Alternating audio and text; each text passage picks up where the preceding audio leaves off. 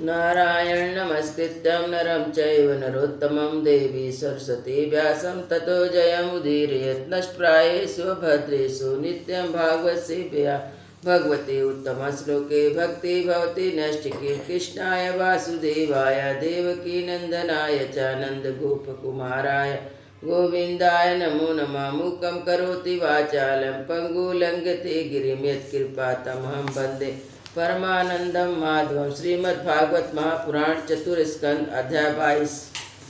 महाराज पृथ्वी को सनकादिक का उद्देश्य। मैत्रेय जी कहते हैं, जिस प्रकार प्रजाजन महापरम पराक्रमी पृथ्वीपाल पृथ्वी की इस प्रकार प्रार्थना कर रहे थे, उसी समय वहाँ सूर्य के समान तेजस्वी 4 मुनीश्वर आए। राजा और उनके अनुचरों ने देखा तो पहचान लिया कि वे सिद्धेश्वर अपनी दीप कांति से संपूर्ण लोगों को पाप मुक्त निर्मुक्त करते हुए आकाश से उतर कर आ रहे हैं। राजा के प्राण सनकादियों का दर्शन करते ही जैसे विषय जीव विषयों की ओर दौड़ता है, उनकी ओर चल पड़े। मानो उन्हें रोकने के लिए ही वे अपने सदस्यों अनुयायियों के साथ एकाकार उठ खड़े हो गए। तब वे मुनिगण अर्घ स्वीकार कर आसन पर विराजे। तब शिष्टाग्रणी पृथु ने उनके गौरव से प्रभावित हो विनयवश गर्दन झुकाए हुए उनकी विधिवत पूजा की। फिर उनके चरणों को अपने सिर पर के बालों पर छिड़का। इस प्रकार शिष्टाजनित आचार का आदर तथा पालन करके उन्होंने यह दिखाया कि सभी सत्पुरुषों का ऐसा व्यवहार करना चाहिए। सनकादि मुनीश्वर भगवान शंकर के भी अग्रज हैं। सोने के सिंहासन पर वे ऐसे सुशोभित हुए जैसे अपने अपने स्थान पर अग्नि देवता। महाराज पृथु ने बड़ी श्रद्धा और संयम के साथ प्रेम पूर्वक उनसे कहा। पृथु ने कहा, मंगल मूर्ति मुनीश्वरों, आपके दर्शन से तो योगियों को भी दुर्लभ है। मुझसे ऐसा क्या पुण्य बना जिससे आप स्वतः आपका दर्शन प्राप्त हुआ। जिस पर ब्राह्मण अथवा अनुचरों के सही शंकर जी या विष्णु भगवान प्रसन्न हो, उनके लिए यह लोक और परलोक में कौन सी वस्तु दुर्लभ है। इस दृश्य प्रपंच के कारण महत्वादादि यदि स्वर्गत है तो भी इस सर्व साक्षी आत्मा को नहीं देख सकते। इस प्रकार यदि आप समस्त लोगों में विचरते रहते हैं तो भी अनाधिकारी लोग आपको देख नहीं पाते। जिनके घरों में आप जैसे पूज्य पुरुष उनके जल तृण पृथ्वी गृह स्वामी अथवा सेवक आदि किसी अन्य पदार्थ को स्वीकार कर लेते हैं, वे गृहस्थ धनीन होने पर भी धन्य हैं। जिन घरों में कभी भागवत भक्तों के परम पवित्र चरणोदक के छींटे नहीं पड़े, वे सब प्रकार की ऋषि सिद्धियों से भरे होने पर भी ऐसे वृक्ष के समान है जिन पर सांप रहते हैं। मुनीश्वर, आपका स्वागत है। आप लोग तो बाल्य अवस्था से ही मुमुक्षुओं के मार्ग का अनुसरण करते हुए एकाचित से ब्रह्मचर्य आदि का महान व्रतों को बड़ी श्रद्धा पूर्वक आचरण कर रहे हैं। स्वामियों, हम लोग अपने कर्मों के वशीभूत होकर विपत्तियों के क्षेत्र रूपी संसार में पड़े हुए केवल इंद्र संबंधी भोगों को ही परम पुरुषार्थ मान रहे हैं। सो क्या हमारे निस्तार का भी कोई उपाय है? आप लोगों से कुशल प्रश्न करना उचित है, क्योंकि आप निरंतर आत्मा में रमण करते हैं। आप में यह कुशल और अकुशल है, इस प्रकार की वृत्तियाँ कभी होती ही नहीं। आप संसार नल से संतप्त जीवों के परम सुहृद हैं। इसलिए आप में विश्वास करके मैं यह पूछना चाहता हूँ कि इस संसार में मनुष्य का किस प्रकार सुगमता से कल्याण हो सकता है।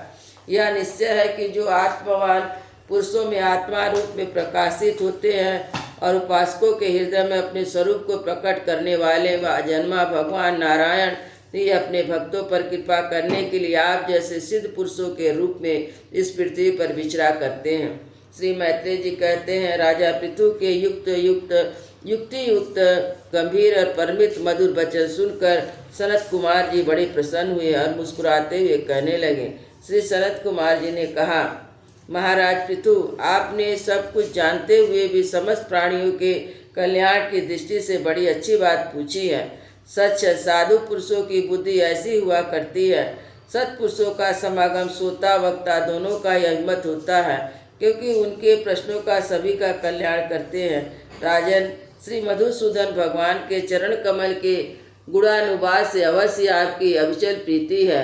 हर किसी को इसका प्राप्त होना बहुत कठिन है और प्राप्त हो जाने पर हृदय के भीतर रहने वाले उस वासना रूप मल को सर्वदा नष्ट कर देती है और जो किसी उपाय से जल्दी नहीं छूटता। शास्त्र जीवों के कल्याण के लिए भली भांति विचार करने वाले हैं। उनमें आत्मा से भिन्न देह आदि के प्रति वैराग तथा अपने आत्म स्वरूप निर्गुण ब्रह्म में सुगुण अनुराग होना ही कल्याण साधन निश्चित किया गया है। शास्त्रों का यह भी कहना है कि गुरु और शास्त्रों के वचन में विश्वास रखने से ही भागवत धर्म का आचरण करने, तत्व जिज्ञासा से, ज्ञान योग की निष्ठा से, योगेश्वर श्री हरि की उपासना से और नित्य प्रति पुण्य कीर्ति श्री भगवान की पावन कथाओं को सुनने से जो लोग धन और इंद्रियों के भोगों से रत है, उनकी गोष्ठी में प्रेम न रखने से, उन्हें प्रिय न लगने वाले पदार्थों का आसक्तिपूर्ण संग्रह करने से, भगवत गुणान अमृत का पान करने के सिवाय समय आत्मा में संतुष्ट रहते हुए एकांत सेवन में प्रेम रखने से, किसी भी जीव को कष्ट न देने से, निवृत्ति निष्ठा से, आत्महित का अनुसरण करते रहने से, श्री हरि के पवित्र चरित्र रूप श्रेष्ठ अमृत का स्वादन करने से, निष्काम भाव संयम नियमों का पालन करने से, कभी किसी की निंदा न करने से, योगक्षेम के लिए प्रयत्न न करने से, शीतोष्णोदित द्वंद्वों को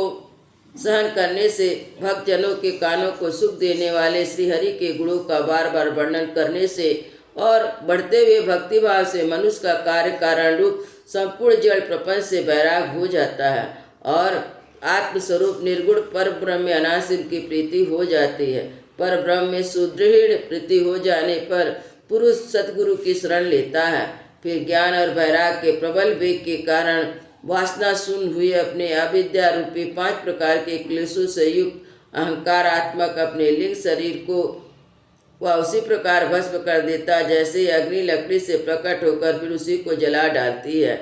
इस प्रकार लिंग देह का नाश हो जाने पर उसके कर्तव्यवादी सभी गुणों से मुक्त हो जाता है। फिर वह जैसे स्वप्न अवस्था में तरह तरह के पदार्थ देखने पर उसे जगने पर उसे कोई चीज दिखाई नहीं देती, उसी प्रकार पुरुष शरीर के बाहर दिखाई देने वाले घट पदार्थ और भीतर अनुभव होने वाले सुख दुख आदि को नहीं देखता। इस स्थिति के प्राप्त होने से पहले पदार्थ ही जीवात्मा और परमात्मा के बीच रहकर उनका भेद कर रहे थे। जब तक अंतकरण रूप उपाधि रहती तभी तक पुरुष को जीवात्मा इंद्रियों के विषय और इन दोनों का संबंध कराने वाले अहंकार का अनुभव होता है, इसके बाद नहीं। बाह्य जगत भी देखा जाता है कि जल दर्पण आदि निमित्तों के रहने से अपने बिंब और प्रतिबिंब का भेद दिखाई देता, अन्य समय नहीं। जो लोग विषय चिंतन में लगे रहते हैं उनकी इंद्रियां विषयों में फंस जाती है तथा मन को उन्हीं ओर खींच ले जाती है।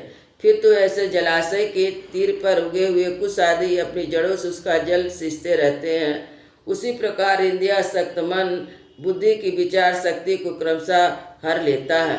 विचार शक्ति के नष्ट हो जाने पर पूर्वापर की स्मृति जाती रहती है, स्मृति का नाश हो जाने पर ज्ञान नहीं रहता। इस ज्ञान के नाश को ही पंडित जन अपने आप अपना नाश करना कहते हैं।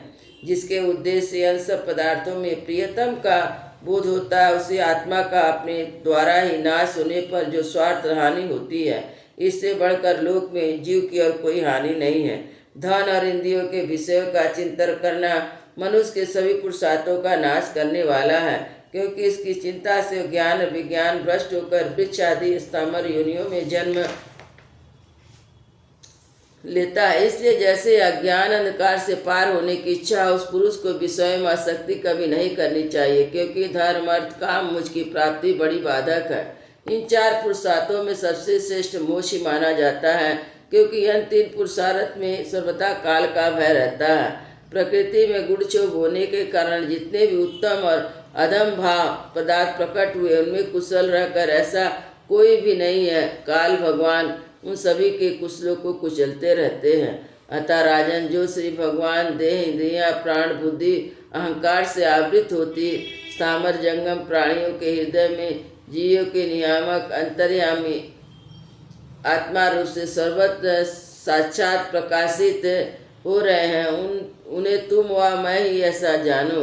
जिस प्रकार माला का ज्ञान हो जाने पर उससे सर्व बुद्धि नहीं रहती, उसी प्रकार विवेक होने पर जिसका कहीं पता नहीं लगता, ऐसा कर माया में प्रपंच जिसमें कार्य कारण रूप प्रतीत होता है, स्वयं कर्म फल कलुषित प्रकृति से परे है। उसे नित्य मुक्त निर्मल और ज्ञान स्वरूप परमात्मा को प्राप्त हो रहा हूँ। संत महात्मा जिनके चरण कमलों के अंगुलिधिक दल की छिटकती हुई छटा का स्मरण करके अहंकार रूप हृदय ग्रंथि जो कर्मों से गठित इस प्रकार छिन्न भिन्न कर डालते हैं, समस्त इंद्रियों का प्रत्याहार करके अपने अंधकरण को निर्विष्ट करने वाले सन्यासी भी वैसा नहीं कर पाते। तुम सर्वाश्रय भगवान वासुदेव का भजन करो। जो लोग मन और इंद्रियों के रूप मगरों से भरे हुए संसार सागर को योग आदि दुष्कर साधनों से पार करना चाहते हैं, उन पर उसे पार पहुंचना कठिन ही है, क्योंकि उन्हें कर्णधार रूप से हरि का आश्रय नहीं है। जब तुम भगवान के आराधीन चरण कमलों की नौका बनाकर अनायास दुष्कर समुद्र को पार कर लो। मैत्रेय जी कहते हैं, विदुर जी ब्रह्मा जी के पुत्र आत्मज्ञानी सनत कुमार जी इस प्रकार आत्म तत्व का उपदेश देकर महाराज पृथु ने उनकी बहुत प्रशंसा करते हुए कहा। राजा पृथु ने कहा, भगवान दीनदयाल श्री हरि ने मुझ पर पहले ही कृपा की थी, उसी को पूर्ण करने के लिए आप लोग पधारे हैं। आप लोग बड़े ही दयालु हैं। जिस कार्य के लिए आप लोग पधारे हैं उससे आप लोगों ने अच्छी तरह संपन्न किया। अब उनके बदले में मैं आपको क्या दूं? मेरे पास तो शरीर, इसके साथ जो कुछ वह सब महापुरुषों का ही प्रसाद है। ब्राह्मण, प्राण, स्त्री, पुरुष, सब प्रकार की सामग्रियों से भरा हुआ भवन, राज, सेना, पृथ्वी कोश, यह सब कुछ आप ही लोगों का है। अतः आपके ही चरणों में समर्पित करता हूँ। वास्तव में सेनापतित्व, राज, दंड, विधान, संपूर्ण लोगों के शासन का अधिकार वेद शास्त्रों के ज्ञाता ब्राह्मण को ही है। ब्राह्मण अपना ही खाता है, अपना ही पहनता है, अपनी ही वस्तु दान देता है। दूसरे क्षत्रिय आदि तो की उसी प्रकार के पास से अन्न खाने वाले पाते हैं। आप लोग वेद के पारगामी हैं। आपने अध्यात्म तत्व का विचार करके हमें निश्चित रूप से समझा दिया है कि भगवान के प्रति इस प्रकार की अभेद भक्ति उनकी उपलब्धि का प्रधान साधन है। आप लोग परम कृपालु हैं, अतः आपने इस दीनों उद्धार के रूप कर्म से सर्वदा संतुष्ट है। आपके इन उपकार का बदला कोई क्या दे सकता है? उसके लिए प्रयत्न करना भी अपनी हंसी कराना ही है। तब मैत्रेय जी ने कहा, विदुर जी, इस प्रकार आदि राज पृथ्वी ने आत्मज्ञानियों में श्रेष्ठ सनकादि आदि की पूजा की और वे उनके शील का प्रशंसा करते हुए सब लोग के सामने ही आकाश मार्ग से चले गए। महाराज में अगर्ण महाराज पृथु उनमें आत्मोपदेश देकर पाकर चित्त को एकाश से आत्मा में ही स्थित रहने के कारण अपने को कृत सा अनुभव करने लगे। ब्राह्मण अर्पण बुद्धि से समय, स्थान, शक्ति, न्याय, धन के अनुसार सभी कर्म करते थे। इस प्रकार एकाग्र चित्त से समस्त कर्मों का फल परमात्मा को अर्पण करके आत्मा को कर्मों का साक्षी प्रकृति से अतीत देखने के कारण सर्वदा निर्लिप्त रहे।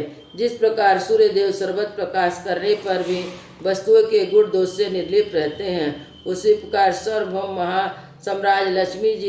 साम्राज्य लक्ष्मी से संपन्न और गृहस्थ आश्रम में रहते हुए अहंकार शून्य होने के कारण इंद्रियों के विषय आसक्त नहीं हुए। इस प्रकार आत्मनिष्ठि से होकर सभी कर्तव्यों का पालन यथोचित कीर्ति अनुष्ठान से करते हुए उन्होंने अपनी भार्या अर्ची के गर्भ से अपने अनुरूप 5 पुत्र उत्पन्न किए। उनके नाम विजिताश्व, ध्रुमकेश, हर्यस, द्रविड़, भृग थे। महाराज पृथु भगवान के अंश थे। वे समय समय पर जब जब आवश्यकता होती जगत के प्राणियों के रक्षा के लिए अकेले ही समस्त लोकपाल के गुण धारण कर लिया था। वे अपने उदार मन, प्रिय, हृदकर, वचन, मनोहर मूर्ति सब गुणों द्वारा प्रजा का रंजन करते हुए दूसरे चंद्रमा के समान उनका राजा यह नाम सार्थक हुआ। सूर्य जिस प्रकार गर्मी में पृथ्वी का जल सींच कर वर्षा काल उसे स्थापित कर देता है, उस अपनी किरणों से सबको ताप पहुँचाता है, उसी प्रकार कर के रूप में प्रजा का धन लेकर उसे दुष्काल आदि के समय मुक्त हस्त से प्रजा के हित पे लगा देते थे। सब पर अपना प्रभाव जमाए रखते थे। वे तेज में अग्नि के समान दुर्धर्ष, इंद्र के समान अजय और पृथ्वी के समान क्षमाशील और स्वर्ग के समान मनुष्यों के समस्त कामनाओं को पूर्ण करने वाले थे। समय समय पर प्रजा को तृप्ति करने के लिए मेघ के समान उनके अभिष्ट अर्थों को खुले हाथ से लुटाते रहते थे। वे समुद्र के समान गंभीर और पर्वतराज सुमेर के समान धैर्यवान भी थे। महाराज पितृ दुष्टों के दमन करने में यमराज के समान, आश्चर्यपूर्ण वस्तुओं को संग्रह में हिमालय के समान, कोष की समृद्धि करने में कुबेर के समान और धन को छिपाने में वरुण के समान थे। शारीरिक बल, इंद्रियों की पटुता, पराक्रम में सर्वथा गतिशील वायु के समान और तेज की सत्ता में भगवान शंकर के समान थे। सौंदर्य में कामदेव के समान, उत्साह में सिंह के समान, वात्सल्य में मनु के समान और मनुष्यों के आधिपत्य में सर्व सामर्थ ब्रह्मा जी के समान थे। महाब्रह्म विचार में बृहस्पति, इंद्रिय जय में साक्षात श्रीहरि, गौ ब्राह्मण गुरुजन भगवत भक्तों की भक्ति, लज्जा, विनयशील और परोपकार आदि गुणों में अपने ही समय में समान ही थे। लोग त्रिलोकी में सर्वत्र उच्च स्वर से उनकी कीर्ति का गान करते थे। इसी से स्त्रियों तक के कानों में वैसा ही प्रवेश पाए हुए जैसे सत्पुरुषों के हृदय में श्री राम। वृंदावन बिहारी लाल की जय।